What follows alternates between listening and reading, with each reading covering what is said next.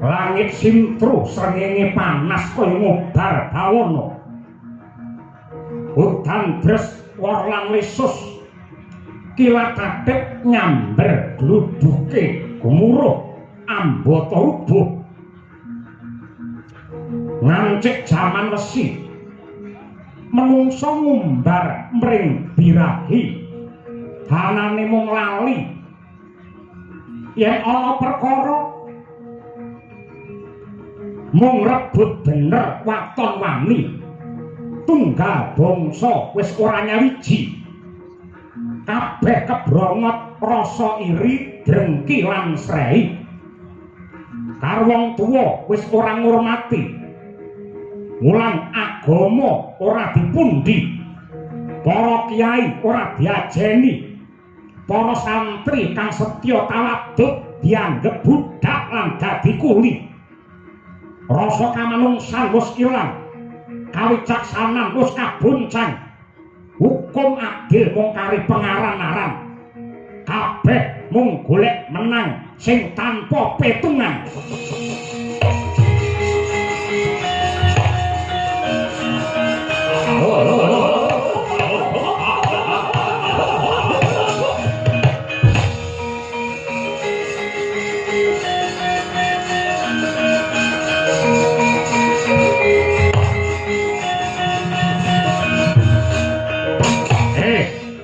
Endi Ratu Ngamarta Puntadewa kon ngetokke irunge sawangen negarane bubrak tatanane ora pernah bandane para kawula dijarah pajek saya munggah kawula padha susah ning pejabate uripe do mewah. Endi Puntadewa Pandhawa kon mudhun kon ngetok rene.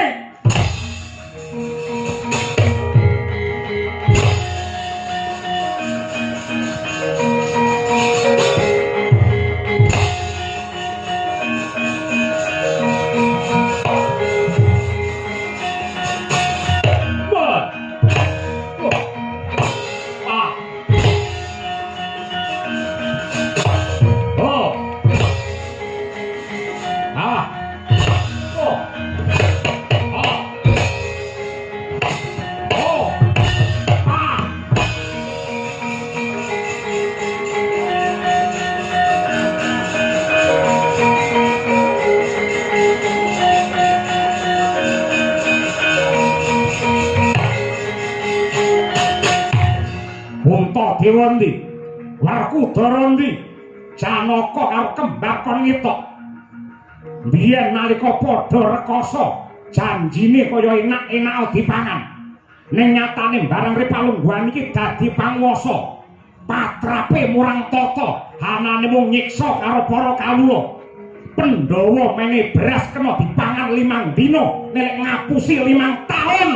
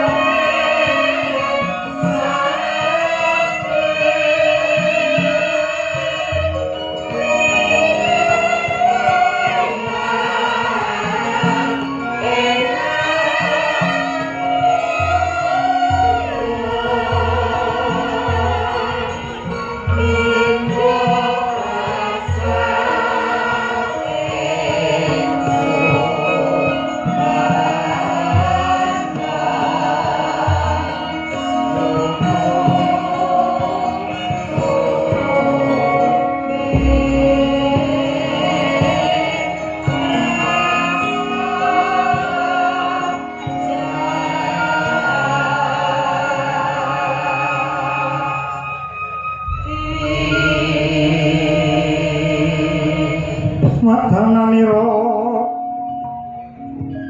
layu umma kocam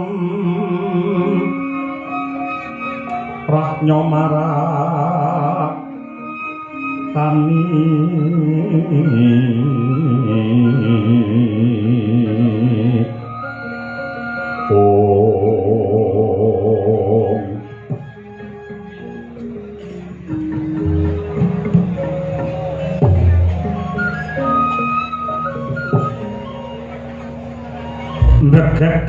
Gegek sadulita lae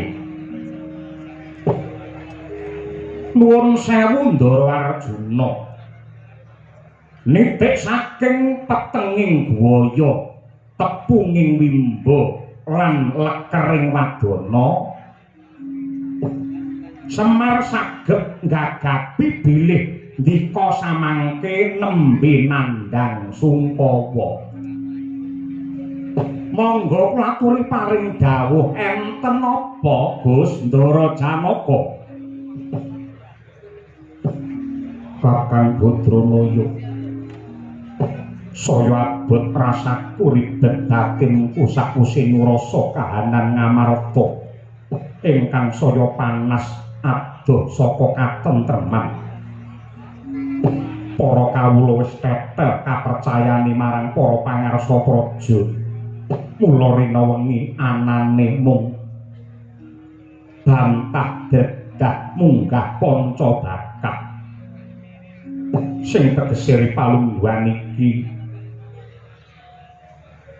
para sentana praja Ngamarta nembe wae ketaman pepeten. Merga wis cetha aku sakadang Pandhawa kuwi sentana praja sing mikul jejibahan abot tumrap rahayune negara. Yen kawula aku tansah goreh rongeh uripe tegese Pandhawa ora sembada mujudake idamane bangsa ya kuwi adil kang ambabar kamulyaning bebrayan agung. Nuwun sewu nggih Den Ndara Permadi. Kula ngertos bilih negaramu Ngamarta dinten niki nembe kesruh, nembe giduh. Para kawula niki wis kentekan rasa sabar merga pengarepe langka sing kena kanggo panutan lan gondelan. Mbok menawa niki Ngamarta nembe ketrajan jaman kala bendu. Negaramu nembe ketaman utawi ketrajan jaman kala bendu. Titikane jaman kala bendu niku wong bener ora digugu, ning sing ngapusi malah ditiru. Wulang agama ora dipaelu, ning tindak maksiat dianggep sing paling maju. Para kawula uripe susah wis ora bisa ngguyu, dodolan apa-apa ya ora payu, golek sandang pangan ya mesti kantu, wong cilik uripe lesu mergo abot mbayar pajak sing larange nekak gulu. Penggedene uripe malah mubra-mubru mangan wareg wetenge nganti mlentu. Yen gawe aturan solan salin blas ora mutu, yen janji mesti palsu, nyolong bondo negara dianggep ora saru, yen didemo ora gelem nemoni utawa ketemu, senengane mesti ngalihake isu, yen diceluk ning pengadilan jare sirahe ngelu, jebul minggat nggawa sangu, nyewa kamar ngejak wong wedok ayu dibayar 500.000, wong wedok ayu kala wau dijak kendangan dengkul. Dijak kendangan dengkul kados mekan ampun kleru ngoten niku.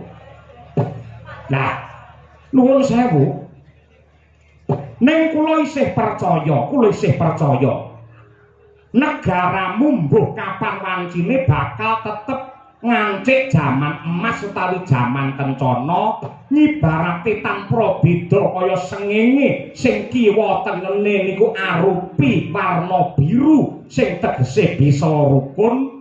Merga buktine napa? Mboten kabeh pejabat niku elek, mboten kabeh wakile para kawula niku ala mboten. Ning mang titeni angger wonten wakile rakyat sing tresna kaliyan budaya, gelem nyeneng-nyenengake para masyarakat, mujuti wiwit senengane para kawula, ngundang wayangan semalam suntuk niku mutiarane para pejabat nggih ngoten niku.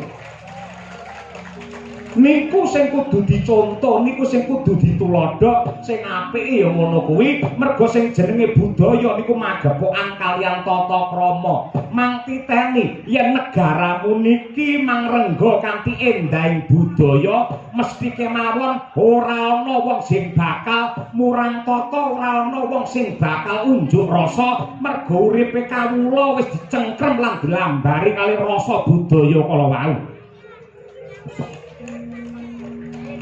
Nah, kula usul kemawon yen pengen negaramu tentrem, upamane kok nanggap budaya, mligine wayang, aja mung setahun pisan. Aja mung rong sasi pisan. Yen pengen negaramu tentrem, seminggu pisan kudu wayangan sampeyan. Niku. Niku saya becik, saya ketitik. Mergo sing ala bakale ketara. Yai Semar buka mutik tekan ngendi-ngendi. Mergo bar niki kula preyi, Den. Iya. Banget panarimaku kabeh pangandikamu yekti bisa nyuda peri ngrasaku. Banjur dina iki apa sing kudu tak tindakake kanggo nentremake negaraku lan ngangkat kamulyane para kawulaku. Ngeten. Yen sampeyan kepengin negarane apik lan becik, kabeh wong sak negara Ngamarta kudu gelem mawas diri. Aja nyalahke sapa-sapa, ning kabeh kudu ndandani pakarti linambaran gedhening rasa katresnan. Wong niku yen tresna kudune gelem donga kanthi ikhlas lan tulus. Ewadene donga sing apik niku ora mung ndongake karo awake dhewe nanging uga ndongake karo negarane, pejabate lan kabeh kawulane men entuk pengasihe saka Gusti ingkang Maha Tresna. Lan malihipun Gus, dinten menika sampeyan dadi satriya praja. Aja mung ngendelake atos sing balung uleting kulit lan prigele olah bandayuda. Ning jaman sing wis tuwa niki negaramu mbutuhake wong sing jembar sabare, gelem momot sarta madhai apa wae. Mbuh resik apa reget, abot apa enteng, kudu mang tampa, mang wadhahi, mang hambek kaya wujudipun segara utawi samudra nika. Saritane satriya linuwih kang marbi mring kautaman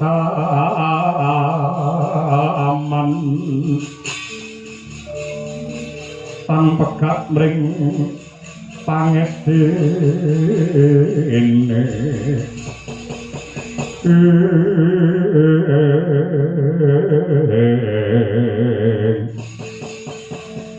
Kakang Badranaya kaya lumaku wanci pangklong kepapak obor sewu. Kabeh dawuh pangandikamu bakal ndak gegem minangka pepakem.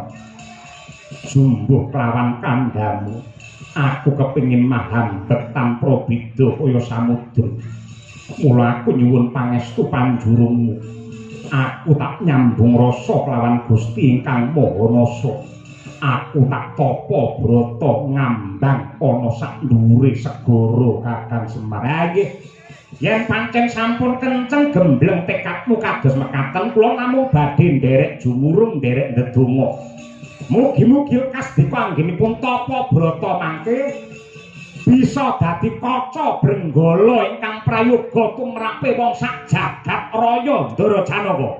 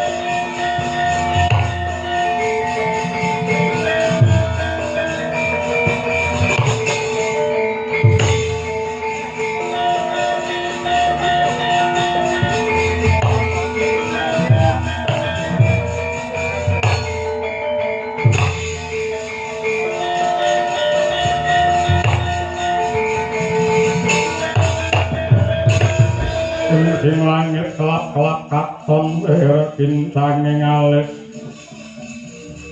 Prisang mawek kandrung sabarang kadulu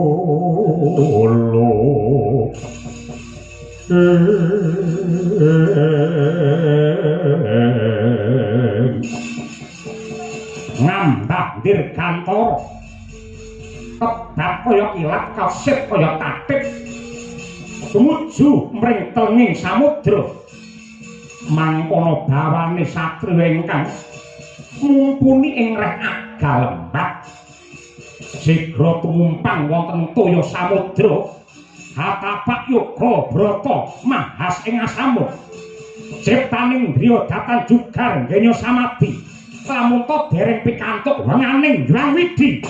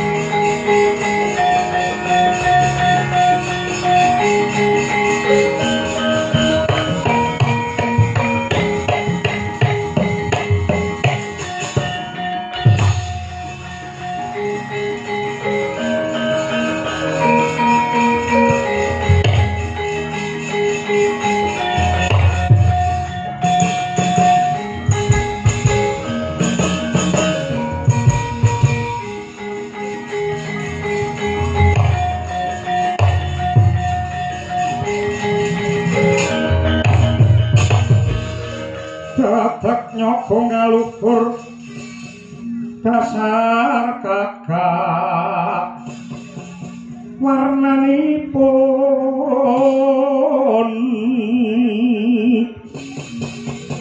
Kanjeng Sri Narapati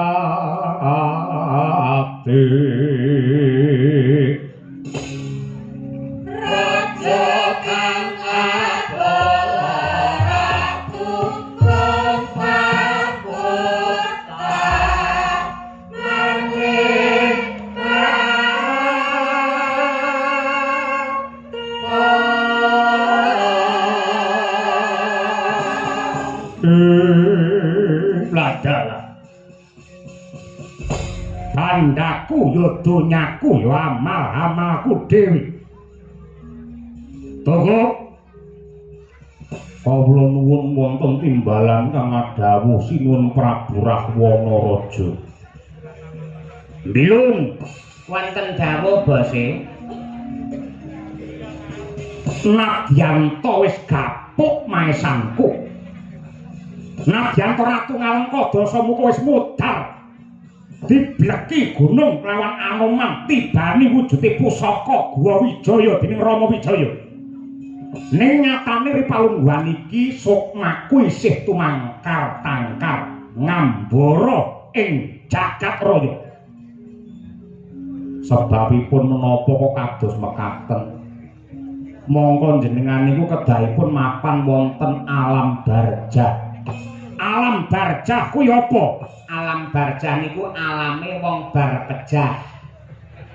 Nek parandene jenengan ing atase wis mati parandene jengklekan kaya mengkono kados pundi mbok ngretobat. Nadyan kaya apa lan kepiye? Nganti donya iki kiamat, tekadku tetep kenceng, anggenku edan kepayang ngenggon bingleng anggelamong kedanan kelawan mustikaning jejantungku ya kuwi titising Batari Widawati. Kowe kalingan wiwit saka Citrawati biyen Maespati Dewi Sinta Pancawati nganti Ripalungguhan iki kabar sing nyebar warta sing rata Widawati nitis marang bojone Janaka ing Madukara sing jenenge Wara Sembadra ya Bratajaya. Lajeng kersanipun tak goleki yen pun ketemu tak bradat tak colong tak pek bojo ngeriye tumindak sampeyan ingkang kados mekaten niku padha karo ngrusak pagerayu mbubrake wong omah-omah.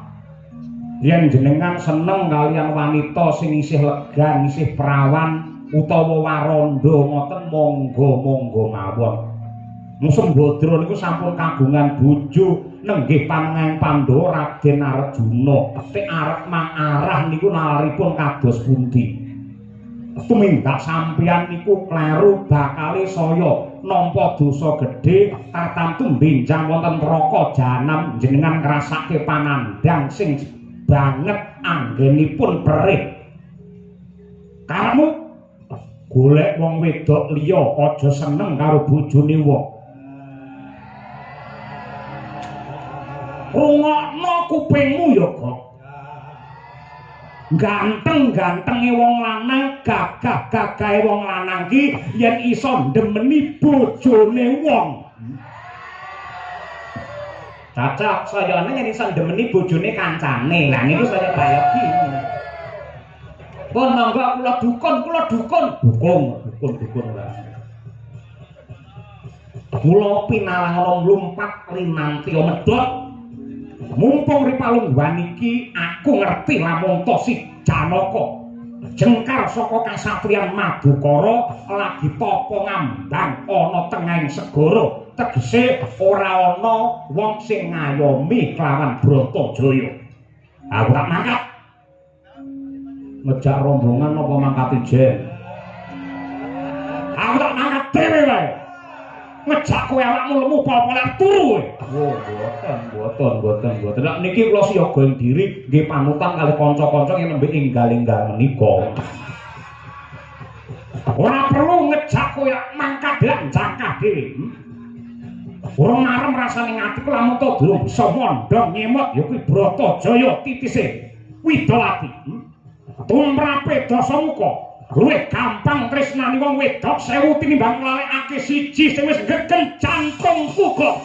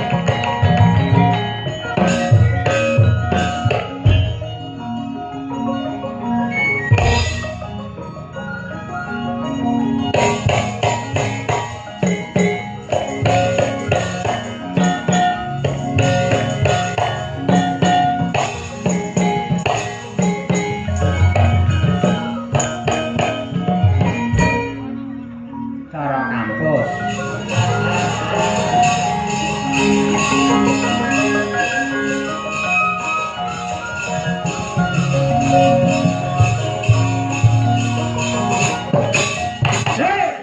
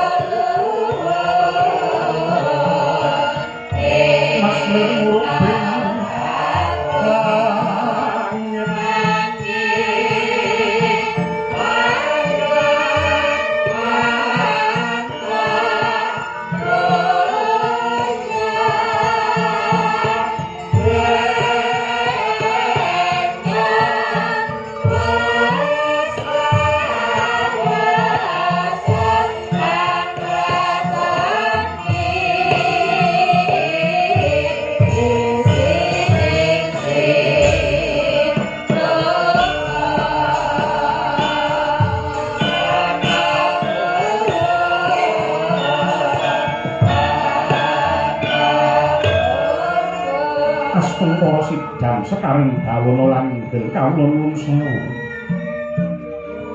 Kakang Gunur Sinarada kasuwun lenggah ingkang prayogi mapan wonten ing Bali Araras Marcu Tundha Manik Kahyangan Suralaya kakang. Kalah renjang pak tong Parubaya slere buntute acel kater inggih Adi Guru. Ngaturaken manuwun dening antos semanten sih pakurmatan ingkang paduka paringaken dumateng ingkang Raka Suduk pangudal-udal. Mboten langkung salam taklim kula katur Adi Guru.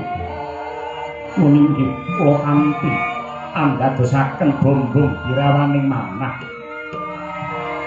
Uluh Bathara Indra Mara Gagi diprayogakne anggon musuhan Bathara Surapati.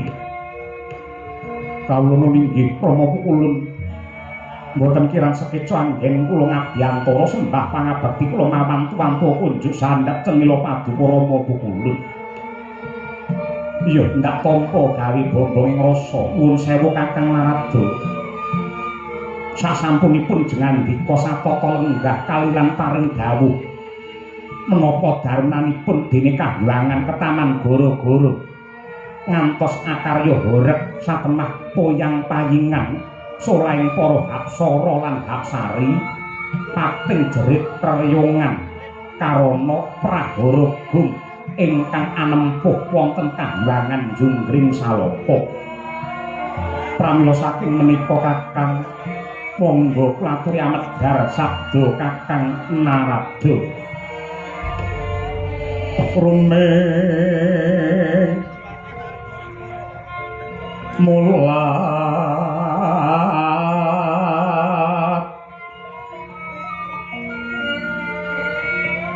rumeng mulat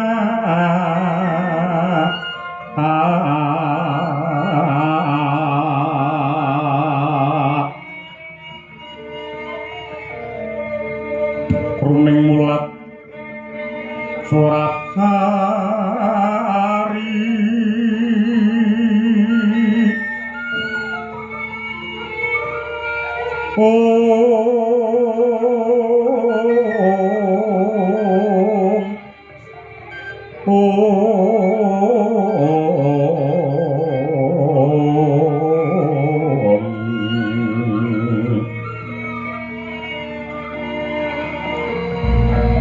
rumeng mulat sorat sari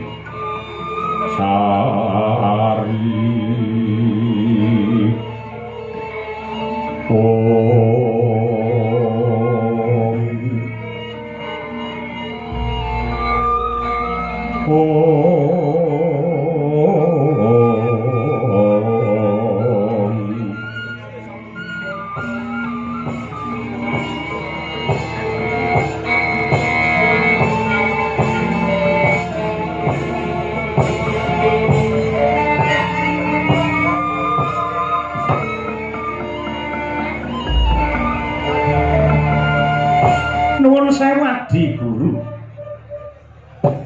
Kalilan matur mbok bilih wonten lepating atur kula Diagung Pangaksama Paduka. Mestinipun Paduka sampun pirsa. Paduka sampun dungkap dumateng lumadining prahara menika. Nanging gandeng Paduka andangu pramila nadyan klungsu-klungsu kula tak nderek kudu panemu. Sampun marambah makaping-kaping Kahyangan menika ketaman Goro-goro lan saksampunipun tinaliti kanthi permati kaetang ngantos jangkep timbulipun ruhara menika mujudaken pepenget saking Gusti ingkang nyipta jagat ngemutaken dumateng para dewa supados tetep ing dharma lan boten lirwa ing sesanggeman anggenipun paring pengayoman dumateng para kawula ing Marcapada. Kejawi saking menika Adi. Dumados ing lelampan tentrem utawi tintrim, bingah utawa susah, mulya lan rekoso padhang menapa dene panandhang menika anut kaliyan tingkah lakune dewa lan para manungsa. Menawi para makhluk tansah gegulang kautaman tertampu ingkang kababar ugi kamulyan, dene menawi ingkang dipun tindakaken kanistan ingkang kababar inggih kacintrakan. Ingkang gunggung kumpulipun alam saisinipun menika namung anut lan mili kaliyan pakartinipun umat. Dumados ing banjir bandhang lindhu prakempa lan bencana bumi yektosipun karana pokal gawene manungsa ingkang mburu nafsu tanpa rasa tresna tumrap lestantunipun alam saisinipun. Mongko alam saisinipun menika titipane anak putu ingkang adatipun nyekar bawanipun dalu menika ugi sampun sowan malih. Ngoten Adi Guru. Nuwun sewu. Dene gara-gara ingkang anempuh Suralaya menika ugi dipun sebabaken kaliyan hawa nafsu kamurkan ingkang dipun tindakaken dening para dewa ingkang murup makantar-kantar satemah weh prabawa panas sasat angubar kahiwangan Suralaya. Inggih Kakang Narada. Lajeng supados prahara menika saged sirep menapa ingkang kedah dipun tindakaken. Nuwun sewu Adi. Mboten kok nama kula menika mucal dumateng paduka menika babar pisan mboten nanging atur kula menika namung pamrayogi mbok menawi dipun tampi. Ruhara menika saged sirna menawi para dewa sami kersa mawas diri lan ngewahi pakarti kanthi nyiram genining kamurkan mawi tirtaning kesabaran kawicaksanan sarta linambaran santosaning iman tumajuh pangideping cipta mring Jwangnasa sinurung puji dikir kidung suci mantra rahayu sarta enget kaliyan darmane dewa ingkang kedah makarti kanthi tulus ing ati weh kamulyan dumateng sagung para titah mrih yuwana jagat sawigung linambaran hambek jujur tresna asih adhedhasar adil lan bebener. Nuwun sewu Adi. Mboten namung kahyangan ingkang ketaman dahuru kalebet jagat raya samangke sasat ketaman bebendu. Karana menungsa sampun kecalan kiblat. Sampun tetel kapitayanipun para kawula dumateng para dewa mila kangge ngawekan lelampan menika para dewa kedah saged dados tepa tuladha ingkang utama supados para manungsa tetep ngajeni lan ngurmati dumateng pamarintanipun para Jawata. Kanthi mekaten pranataning agami lan aturan ingkang dipun putusaken dening para dewa ingkang lenggah wonten ing dampar kadewan tetep dipun gugu lan ditiru dados pakem kinarya paugeran anggenipun para kawula sami netepi darmaning gesang ingkang hanjok dumateng beji ing tumindak lan api ing kelakuan. Kakang Gunarsi Narada punapi di semunipun pepeteng ingkang nglimputi menika mangke badhe enggal antuk pepadang. Karana boten dangu malih Kakang, ulun badhe ngandhapaken nugraha wahyune pangarep utawi wahyune lelananging jagat ingkang nami Wahyu Purbaningrat. Wahyu Purbaningrat menika mangke badhe dipun tampi dening satriya ingkang pinter ngendhaleni jagat pribadi lan ugi pinter ngendhaleni sarta ngayomi dumateng jagat saisinipun Kakang. Naminipun Wahyu Purbaningrat. Dewa Subata marang kang soreng prang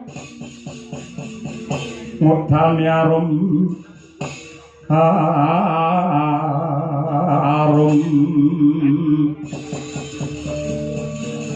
ngandanu ngawiya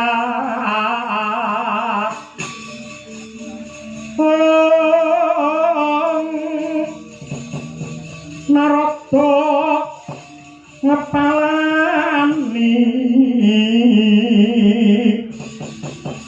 Narada ngapalani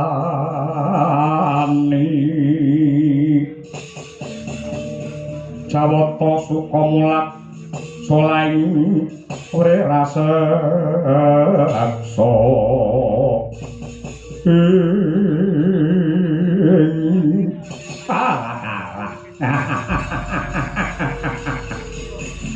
Nuwun sewu Adi Pramesti. Menawi saking pamawas kula mboten wonten titah ingkang trep nampi nugraha kejawi satriya ingkang sampun ageng labuh labetipun wonten ing donya ngantos minggah teng Kambangan. Dasaripun kedah Jatmika bagus lair nganti tekan batine. Kula kinten inggih namung satriya Madukara pun Arjuna ingkang trep nampa nugraha. Dasaripun den samangke Janaka nembe tapa ngambang wonten ing sakinggiling samudra trep menawi lare menika nampi nurbating Pangeran Adi. Wonten priya mangu kang pramimang Lemo tanpa kaning yen tanpa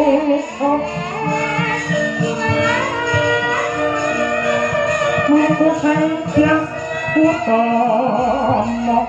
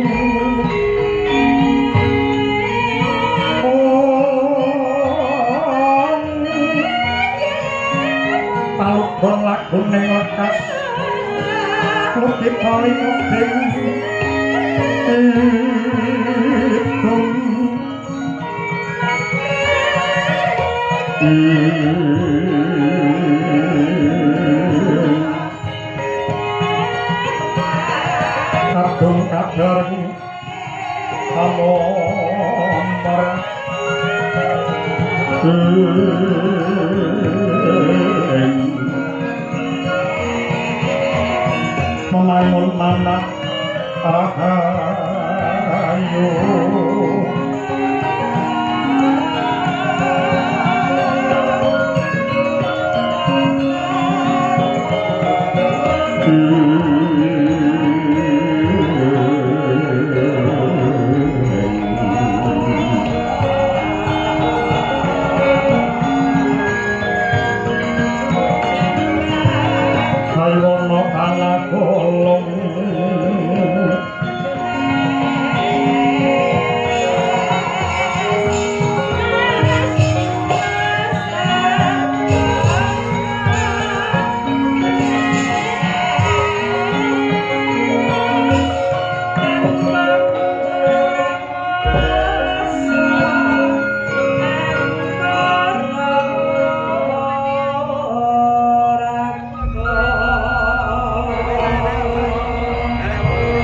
Anjahing puspita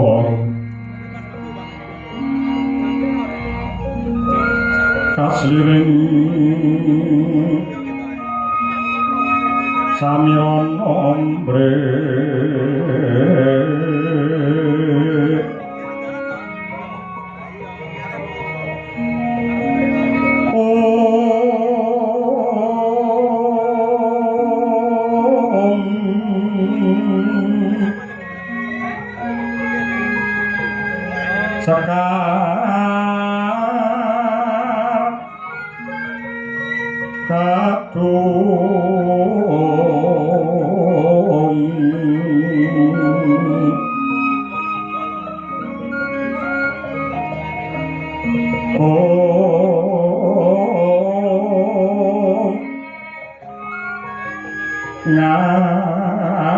ngaskan dan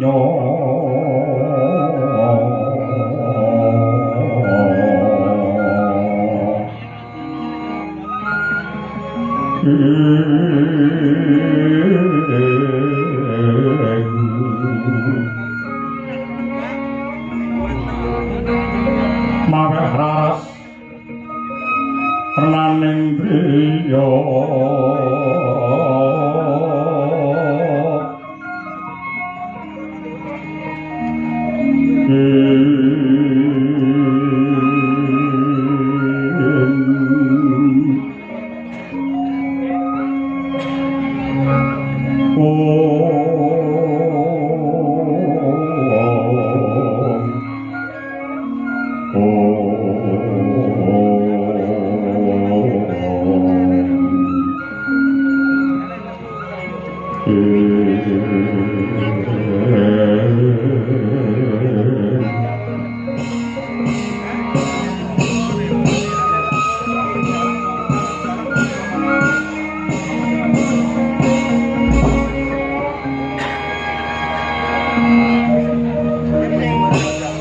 Ilah ngawit namastu namasidang ndak waspadake ingkang munggah ning dali Marcukunda manik Kahyangan Suralaya iki widodari panggoda pangrencana Bathari Durga ingkang sowan padha winantu Basuki anggen Moprapta Permuni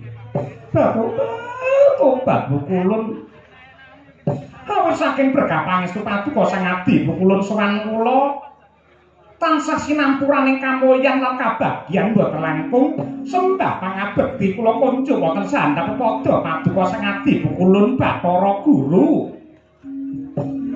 Iya Durga ndak tampa gawe bombong ing rasa ora liwat pangestu ulun wae tumrapa lawan jeneng kita.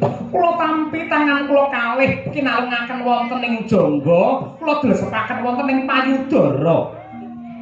Satemah mimbuana dumateng Bawa Leksana ngaturaken panuwun awit pangestu paduka Sang Adi Bukulun sesembahan kula ing Larcapada prateng delahan Bukulun kok katon sumengko jeneng kita ki mau saka ngendi kula inggih kula saking Dong Bantreng Bukulun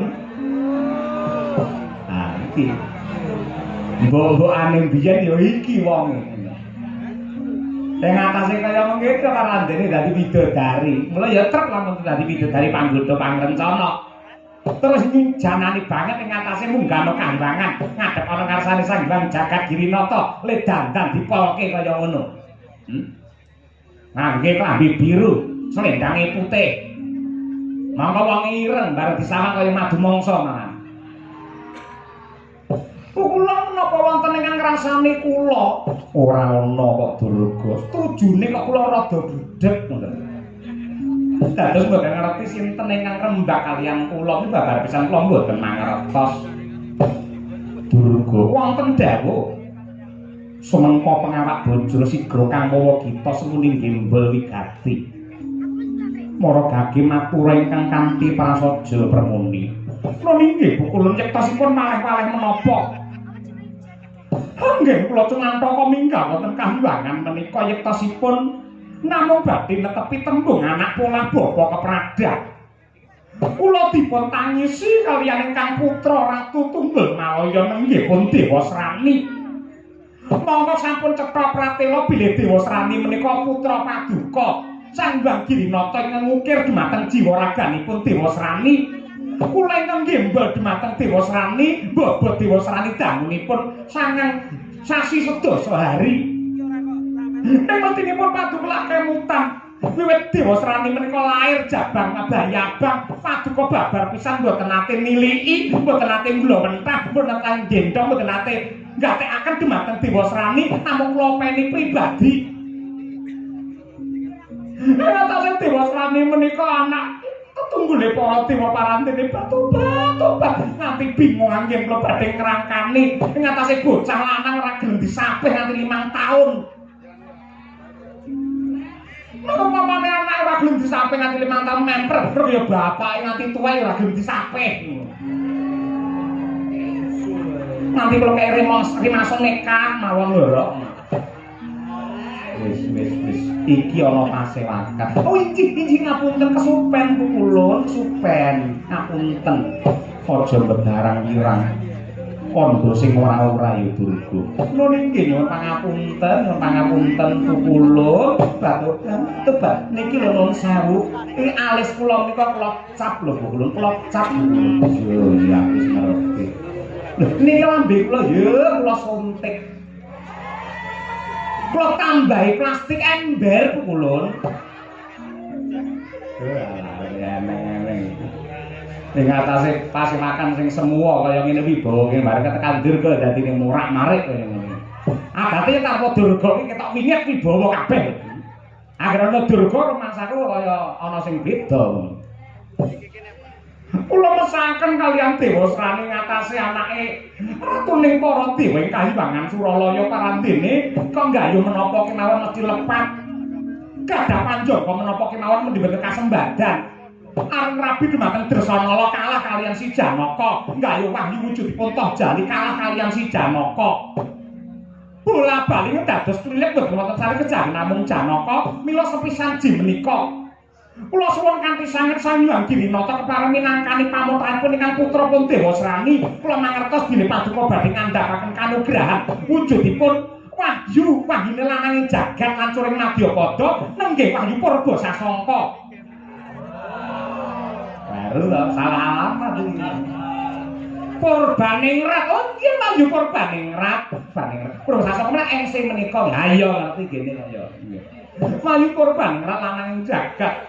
Sepisan ji menika kula welas dumateng ingkang putrapun anak kula Dewa Srani amargi Dewa Srani yang sumpah sampun prasetya menawi taun menika mboten saged anggadha wahyu Purbaningrat badhe dipun entengaken lampus diri kendhat kali murda suda salira pejah pukulun kadya trisang kabeh raimu rinangkul kinempet-tempet dosang retnaning bawana sira tukang walangan api astung para sidang sekaring bawana langgeng Durga wonten dawuh ana tetembungan sak galak-galak ing Sardula ora ana sing kalu gaglak karo gogore dhewe bedaya apa ulun dadi tetungguling para Jawata Nyakrawati mbal dendha sembah wong sak jagat nanging lamun ta putra ulun kapitunan mula bakale ulun pinangkani pamotahe Dewa Srani tetepi wahyu Purbaningrat bakal ulun paringake marang Ratu Tunggul Malaya anakmu Dewa Srani matur nuwun.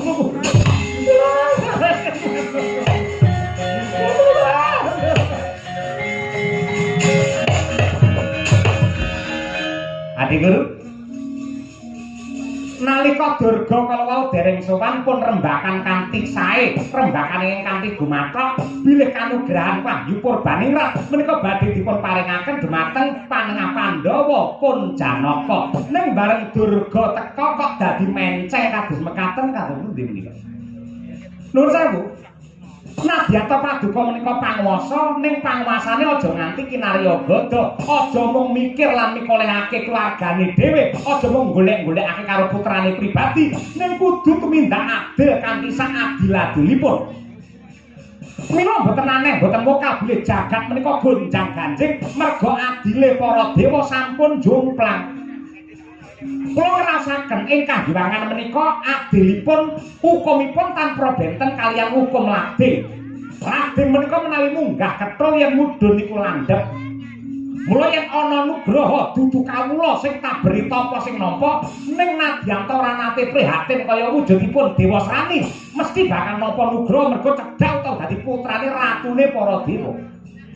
Ning kosok baline Raden menika menawi mandhap wujudipun landhep tegese paukuman tumrape kahyangan mung nggih nyiksa mung nggih mbleh rasane wong cilik mergo lageng yen mudhun menika landhep. Wis wong cilik lingguhe dingklek dimari ublek yen geger diculik dhisik digebuki nganti mendhelek niku wong cilik. Mboten mesake kaya wong cilik. Wong cilik sami dong guyang-guyu. Nah, yang kan nonton wayang mesam-mesem ning nyatane mangsalang cukurane kados ngoten niku. Sinten Duren? Lah niku korbane panguwasa Duren ngoten niku. Mung gawani dingkle sinden untuk 10.000 senenge mboten umum niku. Mila paduka kedang adil seadil-adilipun yen nganti doyong dumateng keluarga jagat bakal kiamat tadi.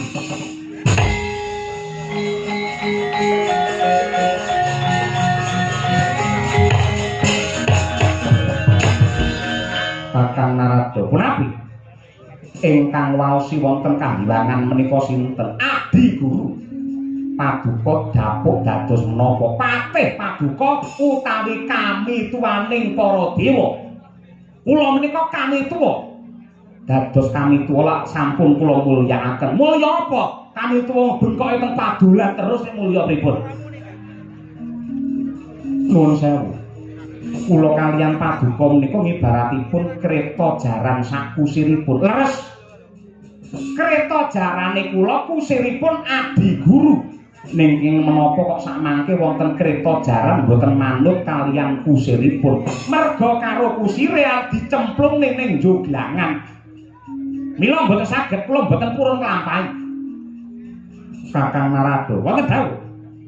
Kula kaliyan paduka menika ngibaratipun keris lan rangkanipun. Inggih leres. Paduka kerisipun kula rangkanipun. Kenging menapa wonten keris badhe mlebet teng rangka kok rangkanipun boten purun. Merga kerise bengkong. Keris yen bengkong dilebokke teng rangka ngrusakke bekakas sakit ya. Sakit sangat ya ini. Aduh sakit ya. Yang pancen paduka mboten kepareng dhahar atur. Sinten kemawon ingkang boten condong lan rumaja kaliyan keputusaning Bathara Guru saged nilaraken Kambangan Suralaya. Lah iki sing anteni.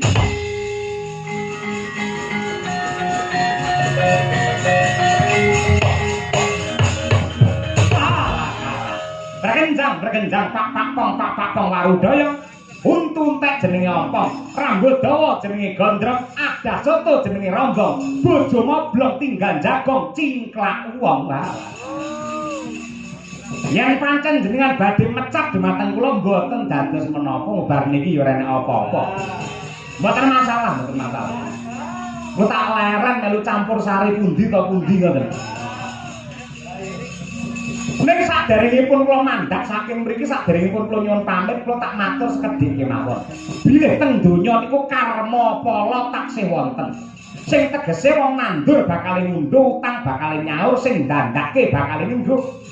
Yen nganti ana welake Hyang Agung tunggak paru Narada ora melu-melu.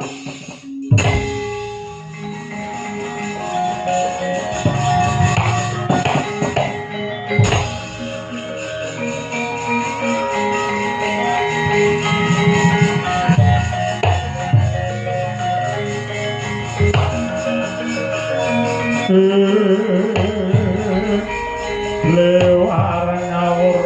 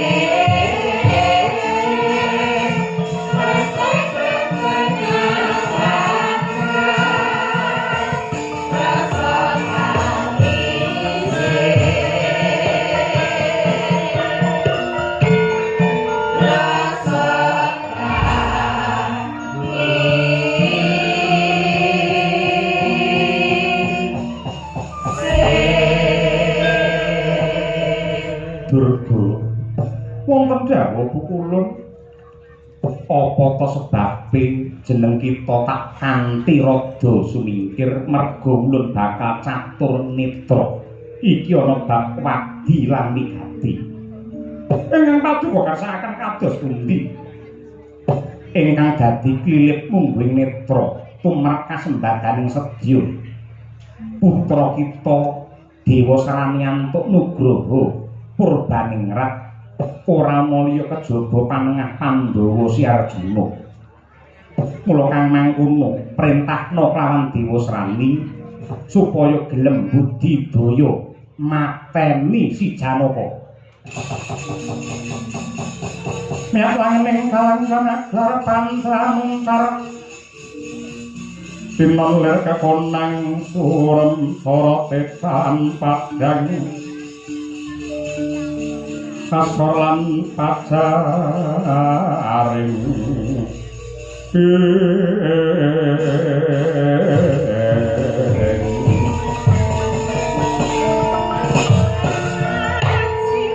langkung sendi kok ngestakaken dawuh paduka sang abdi Pukulun kaliyan kula amit mata pasilan iya duga-duga digawa ngati-ati aja nganti keri nadyan kaya ngapa lan kepiye mestine Durga ngerti lamun to Janaka rina wengi tansah dijampangi karo danyange tanah Jawa Semar Badranaya menawi nggih kula mangertos nuwun pamit nggih Pukulun.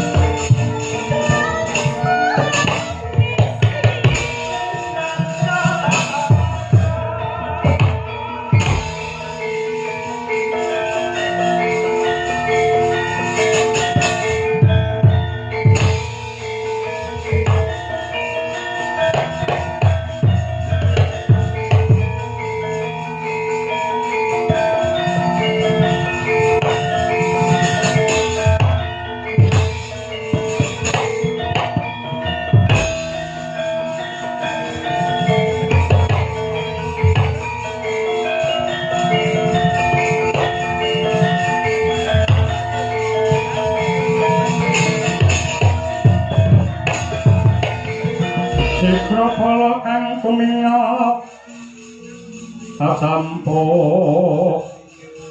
samya medali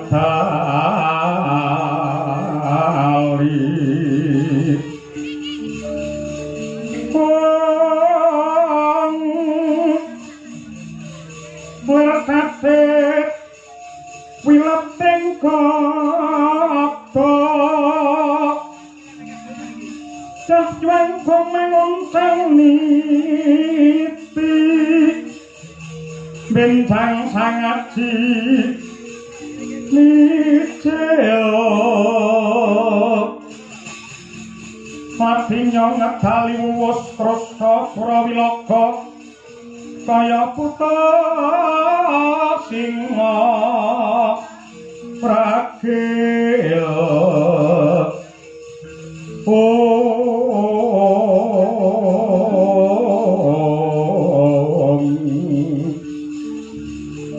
pasti jangga dendanya mangambak boyo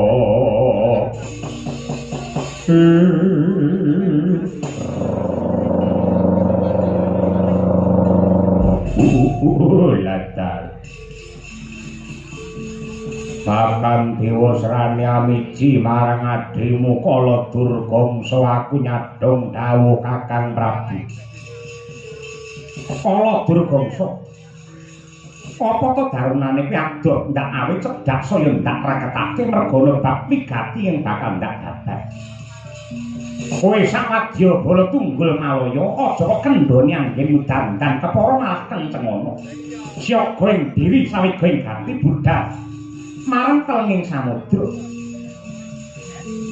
nugraha gedhe bakal ndok tampa lamun to kowe bisa cilik njugarake gedene mateni panengah Pandhawa Arjuna nggene tapa ngambang ana tengahing segara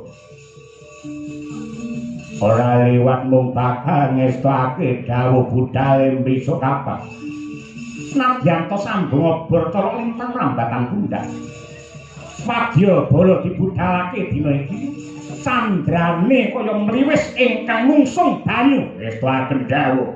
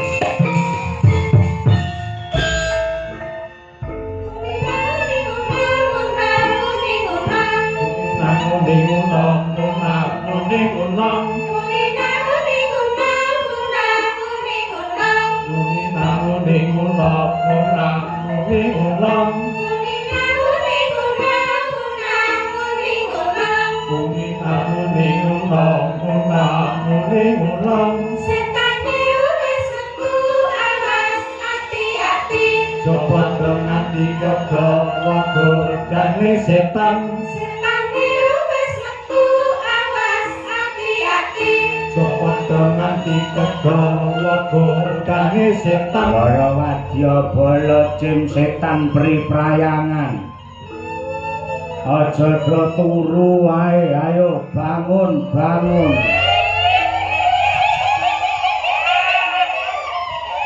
saanane peri wedok ayo guyu bareng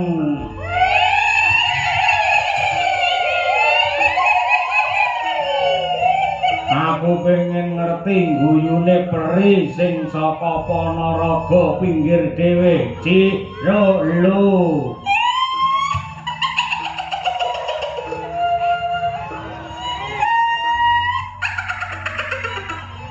peri lek peranaan sapi ya ngono kuwi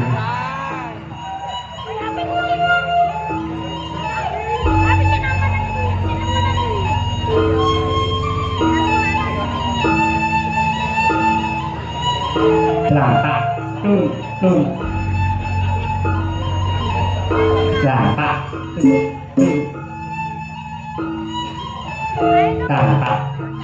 tung Lantak Lantak Hey Oh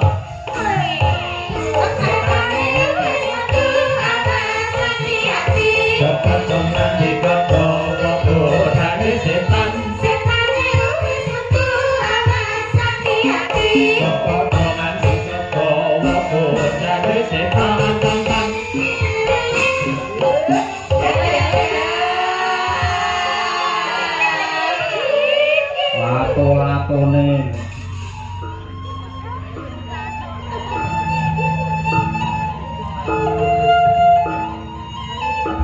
Masih apa Dik?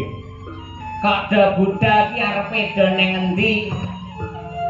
Iki sowan ana ing Desa Bungkal, Kecamatan Bungkal, Kabupaten Ponorogo.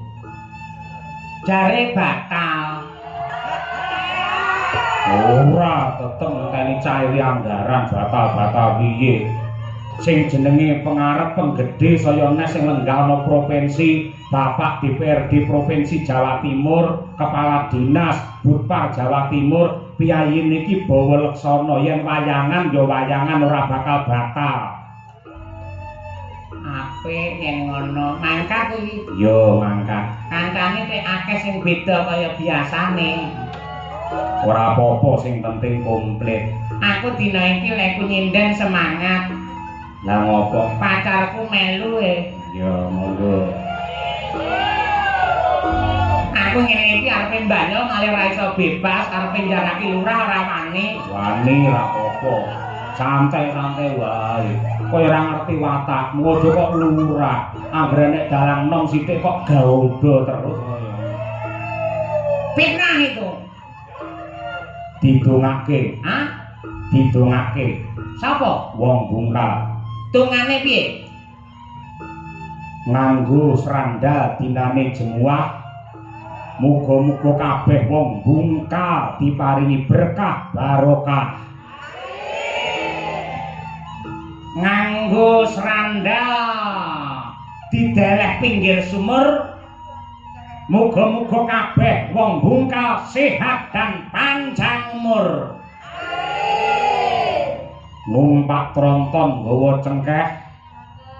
Muga-muga kabeh penonton rezekine akeh. Numpak tronton panas-panas. Muga-muga penonton kabeh utangi lunas. Pas iki amine bianter dhewe to. Iya.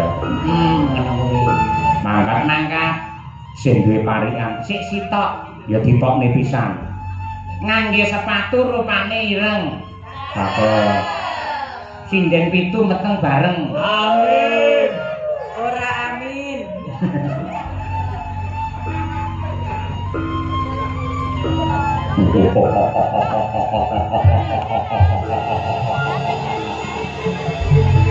Aku jeneng Kundurin. Masalah. Kok ditokne malah turu lho. Ren, tangi Ren. Kok kajenge Pak Nima bareng ngimpi rumangsane ngeloni Luna Maya niku wae. Ayo Bir. Pahing Bir.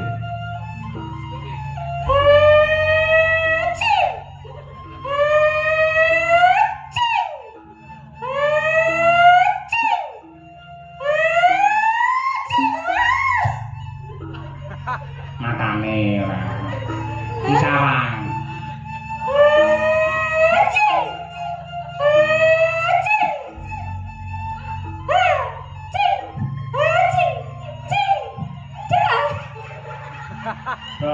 Cing cing ha cing cing cing ha cing wahing ngangge seni. Ayo, ji dulu. Cing cing cing cing cing cing cing.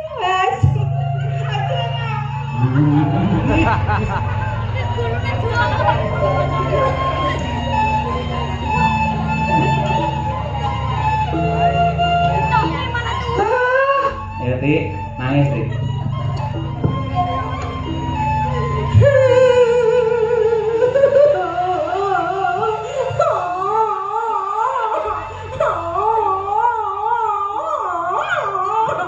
Sik Ti.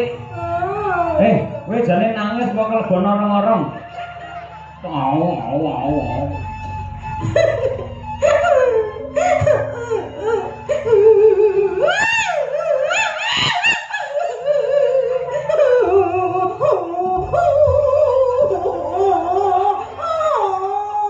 Lambene ditek kok bangga nangis ae.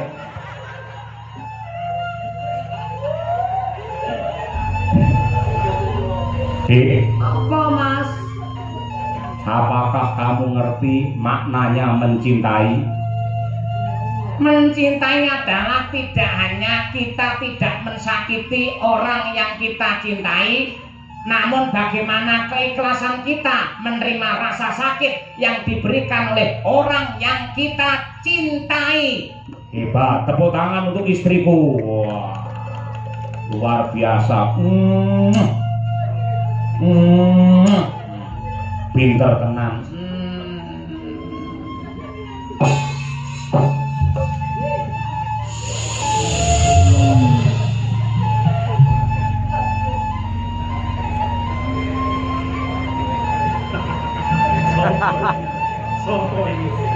Minta, ayo tak. Sawangan wayang isih ben ngerti karakter iki lho. Ya. Bebas. Ayo.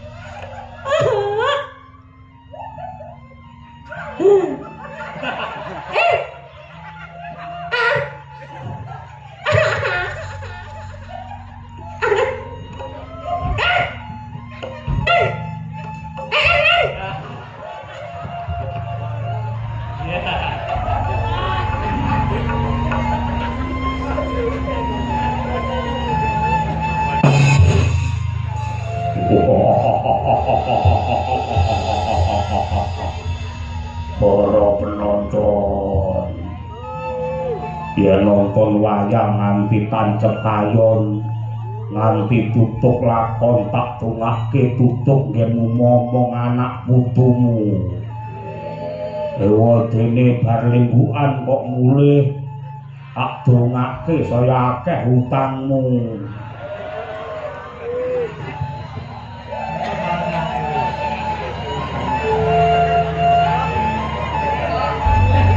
Ayo melupain, ayo melupain, ayo melupain, ayo melupain, ayo melupain, ayo melupain, ayo melupain.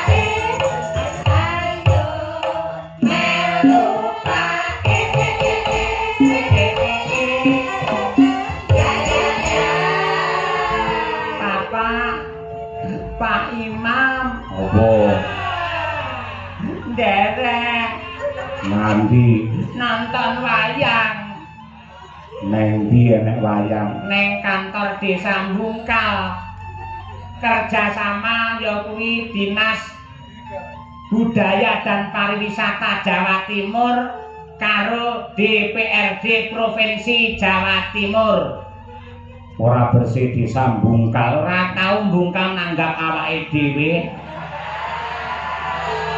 Ya sing penting wayangan dalang lokal akeh sing apik, ora perlu kowe terus apa-apa kowe. Siap. Ayo nonton wayang. Bubuk sik, bubuk sik. Sik tok sing biasane bubuk ora kowe. Aku kok biasa ora. Bubuk, bubuk. Lah takon bubuk ngene jajan ning engkek-engkek tinggal ditukoke. Senengane ora. Bocah belinge ora umum.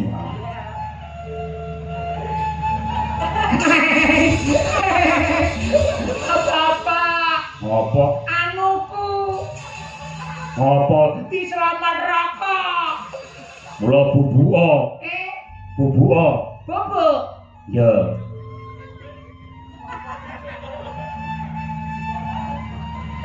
Apa? Diselamat rokok. Wedan. Iki mbok iki dinggatni wong malah kok jarake ora.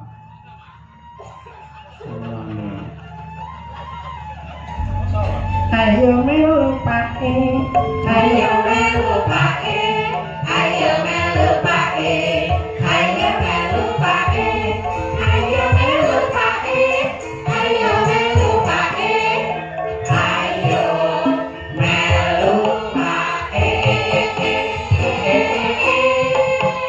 Ya ya ya.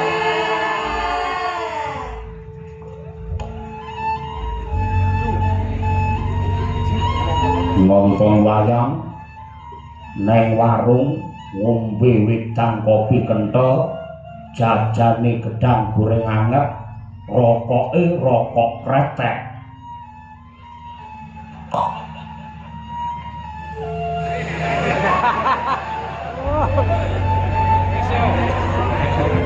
orang itu kalau merokok akan terkena penyakit paru-paru. Namun bagi yang tidak merokok malah penyakitnya rupa-rupa.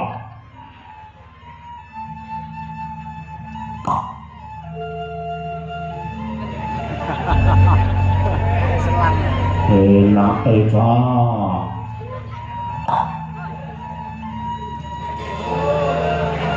Yung bigyan niya. Oh, bigyan. Ya mesti enek keluke lah selange semene gedhe. Carane wong golek duwe ngene lho Pak ngono. Ngono bersih bisa bongkar ora nanggap aku piye.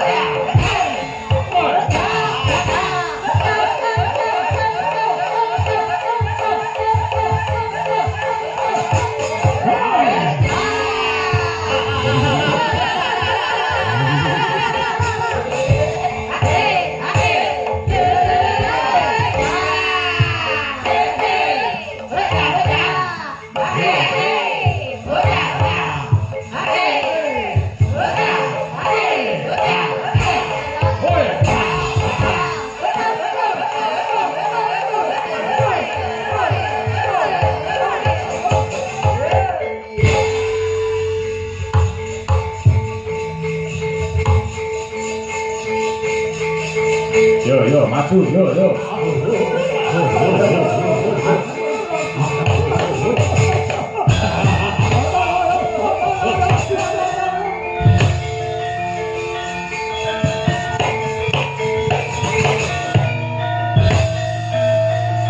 Koko